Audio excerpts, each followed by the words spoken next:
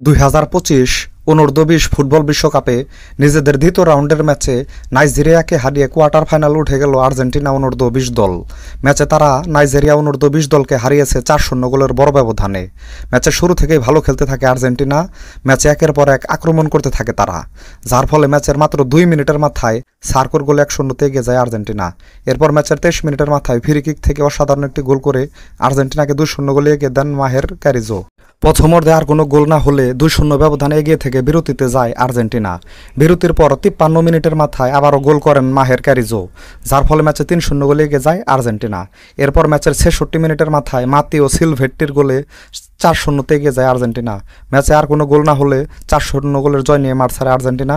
পরবর্তী ম্যাচে অর্থাৎ কোয়ার্টার ফাইনালে আগামী 12 অক্টোবর সকাল 5টায় মেক্সিকোর বিপক্ষে মাঠে নামবে আর্জেন্টিনা। তো বন্ধুরা, ভিডিওটি ভালো লাগলে একটি লাইক দিন, সাথে ক্রিকেট ও ফুটবলের নতুন নতুন আপডেট পেতে এখনই আমার চ্যানেলটাকে সাবস্ক্রাইব করে দিন। সকলকেই ধন্যবাদ।